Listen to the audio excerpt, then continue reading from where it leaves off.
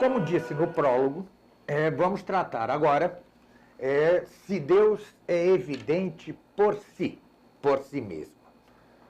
Se vocês forem à própria Suma Teológica, né, ao artigo 1 da questão 2 da primeira parte da Suma, vocês verão, como também enunciei no prólogo, que o artigo começa por 3 objeções. Que objeções são essas? São objeções que afirmam que Deus é evidente por si. Seguir-se-á a isso na Suma o sed contra. Vocês vejam ali na partezinha do latim, ou mais contrariamente, ou mais em sentido contrário, em que Santo Tomás põe um argumento de autoridade que beneficia já a sua resposta. Depois vem a resposta de Santo Tomás, o corpo do artigo, o corpus do artigo. É ali que se desenvolve a resposta central à questão se Deus é evidente por si mesmo. E o artigo terminará com 3 respostas, cada uma das quais relativas a cada uma daquelas 3 primeiras objeções. Como é difícil para pessoas inexperientes acompanhar, sobretudo na oralidade, esta ordem, e como anunciei no prólogo de nosso curso, inverterei a ordem e começarei pela resposta de Santo Tomás de Aquino, pelo corpus da resposta, para depois, então, enunciar as objeções.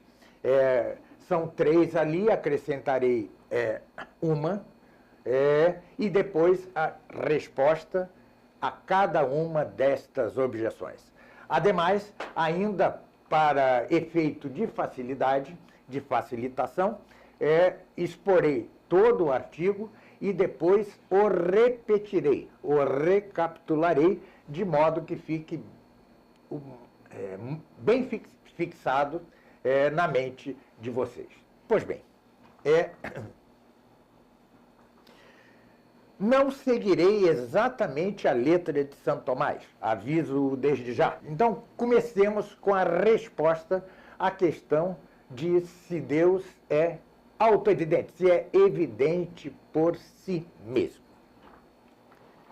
Pois bem, há 2 modos de dizer-se que algo é evidente. Ou evidente em si mesmo e para nós, ou evidente em si e não para nós. Exemplifiquemos com coisas que são evidentes para nós. Todas as nossas ciências partem de princípios autoevidentes, evidentes por si. São os chamados primeiros princípios da razão especulativa. O primeiro dos primeiros princípios, contra o que, por exemplo, diz o nosso teólogo Garrigou-Lagrange, contra o que ele diz, o primeiro dos primeiros princípios é o princípio de contradição, de não contradição, da não contradição. O ente é e não pode não ser ao mesmo tempo e pelo mesmo aspecto. Este é mais complicado.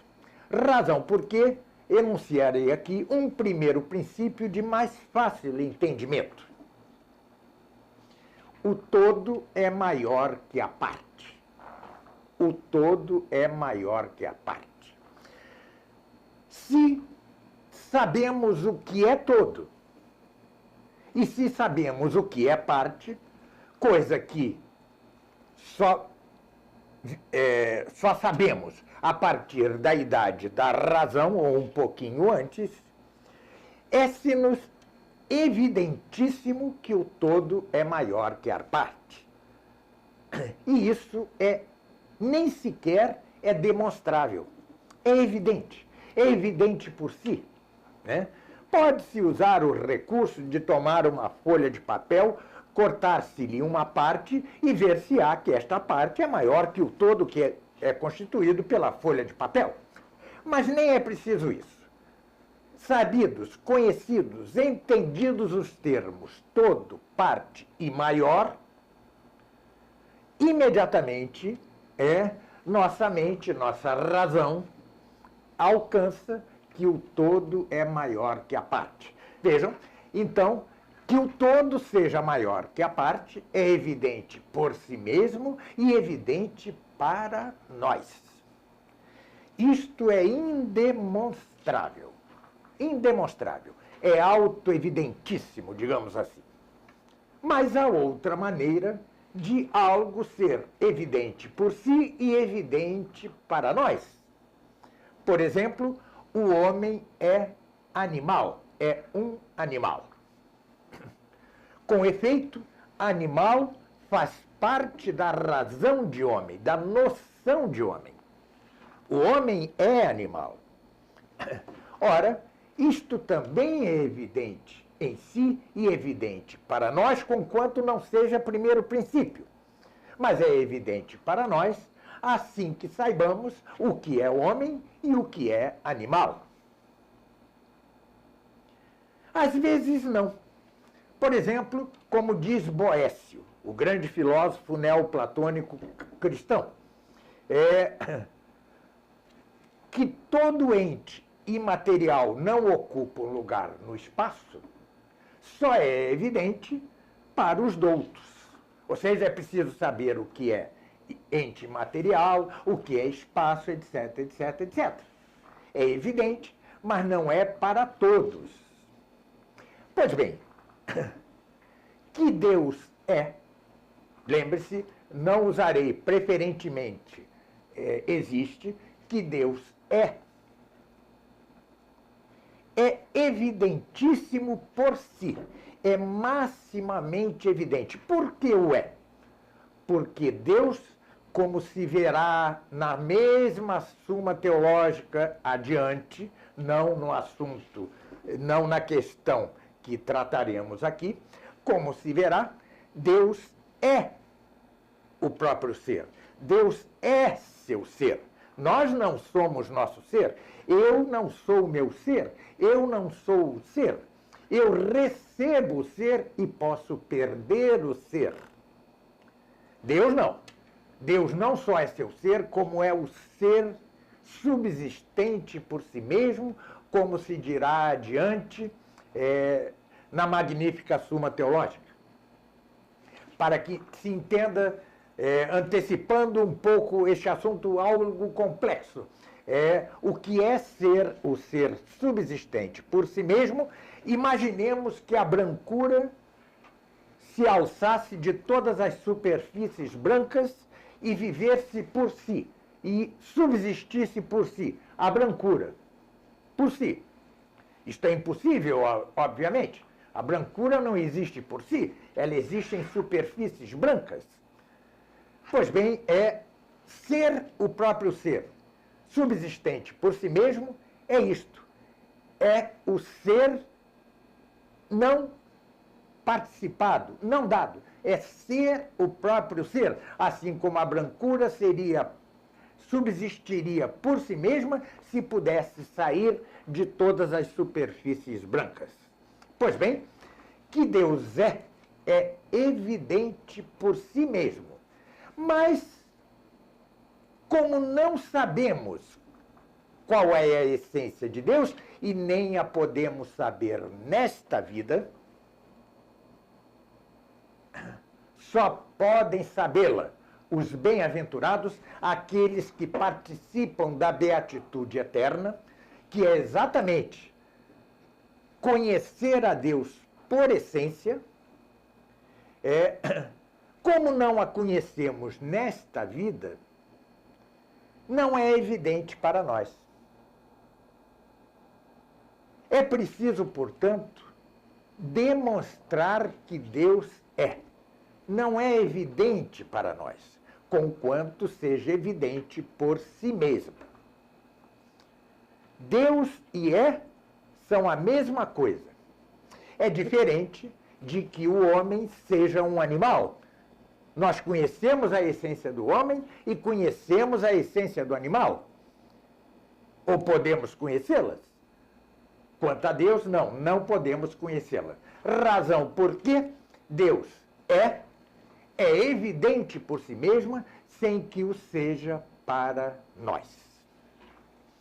Este é o corpo da resposta e espero ter-lhes exposto este corpo da maneira mais simples possível. Pois bem, há, porém, os que dizem que Deus é, sim, evidente por si. Uma primeira afirmação de que Deus é evidente por si diz que o desejo de Deus está infundido em nós, ou pode alcançar-se em nós de maneira infusa, porque Deus mesmo nos infunde. Todos queremos ser felizes, logo, todos queremos alcançar a Deus. Ora, se Deus mesmo nos infunde o desejo de felicidade eterna, e como a felicidade eterna é Deus mesmo, logo, Deus é evidente. Não poucos o defendem, até tomistas o defendem, mas é um equívoco esta objeção, esta argumentação. Este argumento é equivocado. Todos temos, sim, o desejo de felicidade eterna. Este é nosso fim último. Ser feliz. Ser felizes. Queremos ser felizes. Não há quem não o queira. Não há quem não o queira. Mas não é evidente que a felicidade seja sinônimo de Deus. Alguns, com efeito, põem a felicidade no poder, em ter poder. Alguns põem a felicidade no dinheiro, em ter dinheiro. Alguns põem a felicidade nos prazeres carnais. Alguns põem a felicidade nas artes. Alguns põem a felicidade na ciência. Alguns põem a felicidade na filosofia. Filosofia e ciência são essencialmente o mesmo. Assunto também complexo, que não se pode tratar aqui. O fato é que muitos não creem em Deus, não creem que Deus seja, que Deus exista, entre aspas, razão porque põe a sua felicidade última, o seu fim último, ou no dinheiro, ou no poder, ou nos prazeres carnais, ou na ciência, ou na filosofia, ou nas artes. Isto é assim porque é mais ou menos analogamente como isto. Vemos ao longe vir Pedro em nossa direção. Mas não quer dizer que saibamos que quem vem ali em nossa direção seja Pedro, porque ele está fora do alcance de uma visão mais precisa. Sabemos que vem alguém que seja Pedro? Não o sabemos. Pode ser João, pode ser José. É mais ou menos isso. Queremos a felicidade. Todos os homens desejamos a felicidade. Mas que a felicidade seja Deus mesmo, não é evidente, assim como não é evidente para a nossa limitada visão que aquele que vem é Pedro, e não José ou João. Responde-se assim a primeira das objeções à nossa doutrina de que Deus não é evidente por si. A segunda e mais importante das objeções é a da mal chamada prova ontológica, argumento ontológico da existência de Deus, de Santo Anselmo. Por que mal chamada? Primeiro, não foi Santo Anselmo quem lhe deu o nome. e sim Kant.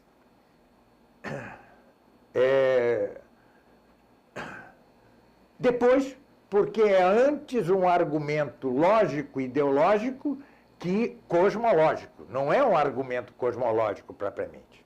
Ontológico, desculpe-me. Não é um argumento ontológico. Então é mal chamada.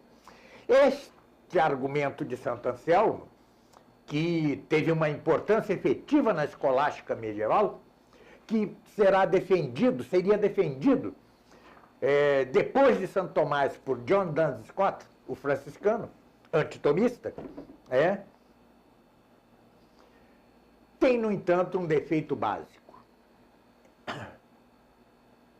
É de um realismo exagerado. É, digamos, de fulcro platônico ou neoplatônico. Exponhamos o argumento de Santo Anselmo para dizer que Deus é evidente. Resumi-lo-ei. Mas, seja como for, traduzi um livro de Duns Scott chamado Do Primeiro Princípio, sobre o primeiro princípio, saiu pela Realizações. Ali eu tenho a resposta, numa das notas que pus a tradução, ali tenho a resposta não só ao argumento de Santo Anselmo, mas a tentativa de salvá-lo por Duns Scott. Pois bem, exponhamos-lo.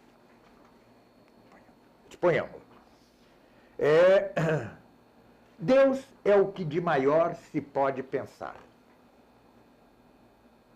Mas aquilo que de maior se pode pensar será efetivamente maior se se der na nossa mente e também na realidade. Logo, Deus existe. Não se pode conceber nada maior que ele. Ora, o que existe na mente e, ademais, na realidade, não pode ter nada maior que si. Logo, ele existe. Deus existe. Não é possível que não exista aquilo que, com respeito ao qual, não se pode conceber nada maior e que é tanto assim quanto mais, ou seja, na mente e na realidade. Este é o argumento de Santo Anselmo. Pois bem, é falho. Aliás, aproveite-se o ensejo, alguns de vocês já hão de ter ouvido que o tomismo é um realismo moderado e que Santo Anselmo, por exemplo, ou Platão, participariam de um realismo exagerado. Está certo que Santo Anselmo seja de um realismo exagerado, mas está errado que Santo Tomás seja de um realismo moderado. Ele é o realismo puro e simples. Como se diz em latim, simpliciter, sem mais, pura e simplesmente. E o realismo exagerado de Santo Anselmo estava no caminho correto. O que estará errado será o nominalismo, o voluntarismo, que se seguirão após a morte de Santo Tomás. Pois bem, com toda a vênia que devemos ao grande doutor que foi Santo Anselmo, cujo nome Santo Tomás não refere ao responder-lhe neste artigo da Suma Teológica, diz ele, primeiro, não é fato que Deus possa ser aquilo que de maior se possa conceber. Por quê? Porque alguns consideram que Deus é corpo. Ora, o corpo não é o que de maior se possa conceber, senão que o é o espírito. Mas conceda-se que exatamente todos concebam a Deus assim, como aquilo quanto ao qual nada maior pode existir. Ainda assim, os que negam a existência de Deus podem concedê-lo. Podem conceder que Deus seja aquilo com respeito ao qual não se pode conceber nada maior. Mas negam exatamente que isto exista na realidade, senão que põem que tudo isto depende da simples apreensão de nossa mente, sem nenhuma correspondência ou correlato na realidade. Logo, Deus não é evidente por si, não é autoevidente. Para nós, é autoevidente em si, mas não para nós. Se fosse autoevidente, não haveria ateus. Nem muito menos haveria grande quantidade de ateus que há hoje. Não há ninguém que, em seu juízo, negue que o todo seja maior que a parte. Mas há muitos ateus que estão em seu juízo perfeito e, no entanto, negam que Deus exista, ainda que possam conceber que, na mente, possamos pensar em Deus como aquilo que de maior existe, com respeito ao qual não se possa pensar nada maior, sem, porém, dirão os ateus, correspondência com a realidade. Logo, é falho o argumento de Santo Anselmo? Há que negá-lo. Pois bem, há uma terceira objeção à doutrina de que Deus não é evidente por si. A verdade existe, diz esta objeção. Até para o que nega que a verdade existe, tende a afirmar que é verdade que a verdade não existe, razão porque a verdade existe. Repita-se, ainda alguém que negue que a verdade existe, terá de dizer que isto que ele diz, ou seja, que a verdade não existe, é verdadeira, logo a verdade existe. Ora, está escrito no Evangelho, diz Cristo, eu sou o caminho, a verdade e a vida. Como a verdade existe, ela é evidente, porque Deus é a própria verdade. Pois bem, responda-se a isso de modo relativamente fácil. Que a verdade existe é autoevidente em geral, mas não que Deus seja uma verdade.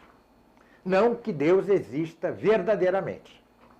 Uma coisa é a verdade em geral, isso é evidente, pela mesma razão posta pela objeção. Até para negar a verdade, é preciso dizer que a verdade não existe, razão porque existe a verdade. Mas isso não quer dizer que se identifique a verdade com Deus, nem que Deus seja verdadeiro.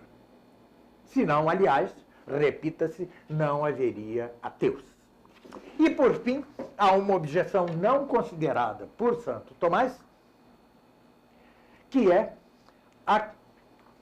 aquela segundo a qual é evidente que Deus existe porque o sentimos. Nós sentimos a Deus. Isto é muito comum no catolicismo atual. Nós sentimos a Deus. Logo, sensivelmente, ele nos é evidente. Bom, essa objeção padece de erros primários. O primeiro deles é que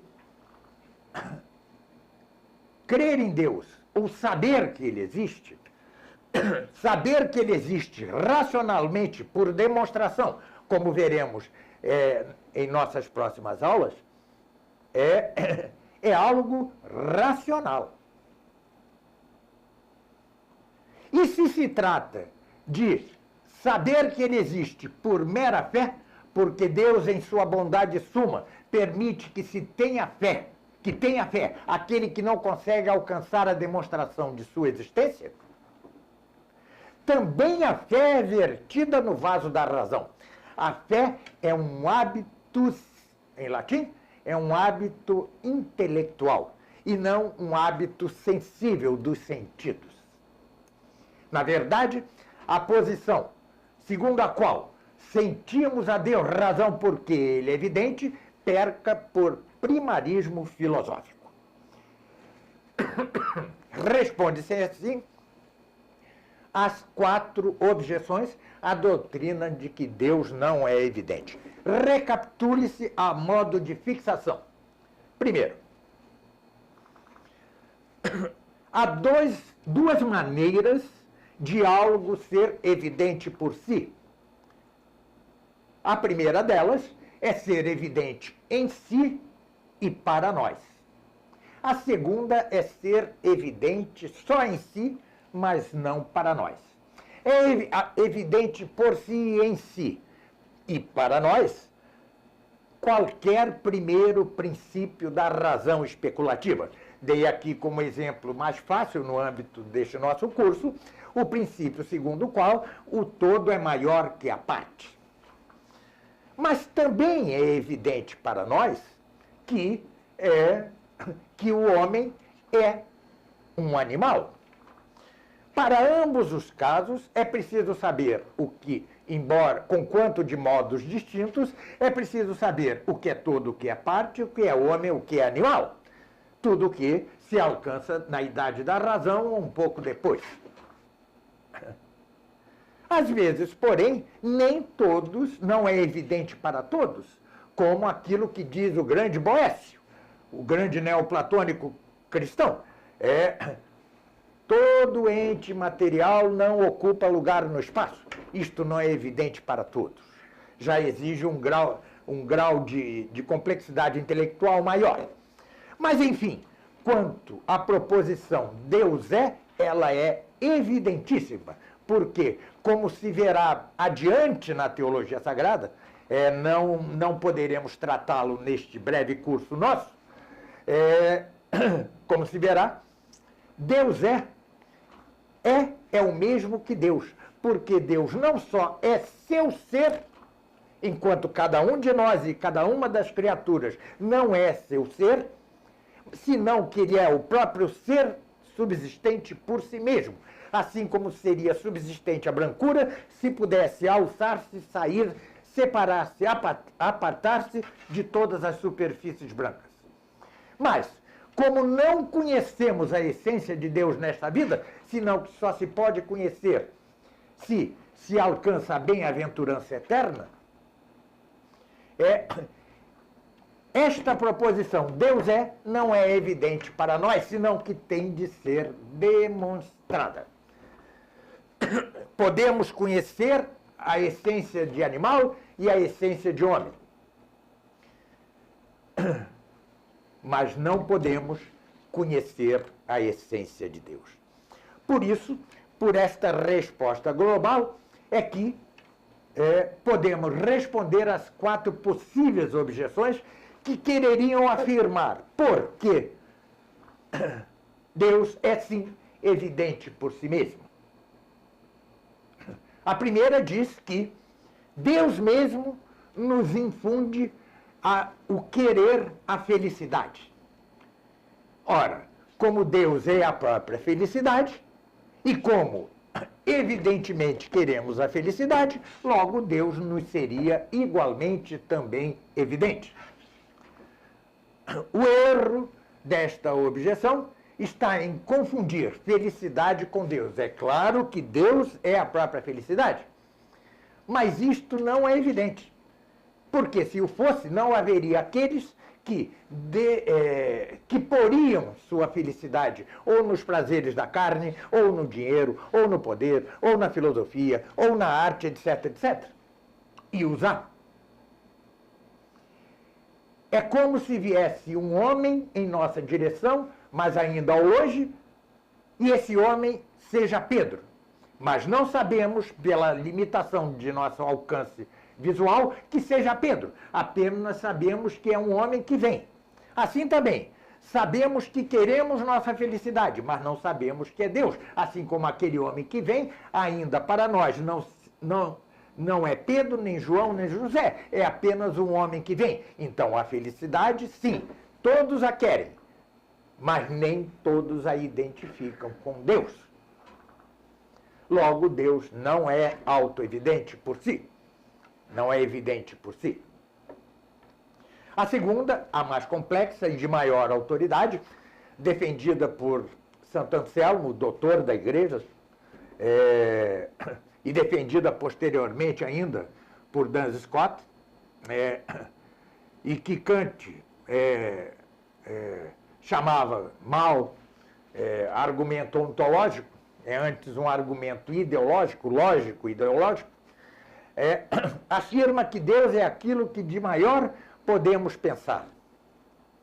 Ora, aquilo que de maior podemos pensar será efetivamente maior se der na mente e na realidade. Logo, Deus existe não só na mente, como na realidade. A falha do argumento de Santo Anselmo, já respondi, já apontei, repitamo-lo. Ainda que consideremos todos que Deus é aquilo que de maior se possa pensar, ainda assim, isto não quer dizer que haja na realidade, porque posso pensar pela apreensão da mente que seja o que de maior se pode pensar, sem que haja na realidade. Por isso mesmo é que há ateus. Terceira objeção a verdade existe. Mesmo aqueles que a negam têm de dizer que a negam verdadeiramente. Logo, a verdade existe. Ora, Cristo diz, eu sou a verdade, o caminho e a vida. Logo, Cristo é verdade e Cristo é Deus. Logo, Deus é verdade, logo, Deus existe.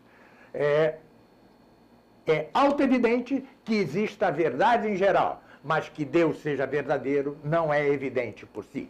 E, finalmente, que conheçamos evidentemente a Deus pelo sentimento infringe algo básico. Ou seja, conheça-se a existência de Deus, o ser de Deus, ou creia-se por fé nele, no ser de Deus, sempre será um ato do intelecto e não das nossas potências sensitivas. Ficamos por aqui. Até a próxima aula. Muito obrigado pela atenção. Na próxima trataremos de se o ser de Deus, se a existência, entre aspas, de Deus é ou não é demonstrável. Muito obrigado. Até a próxima aula.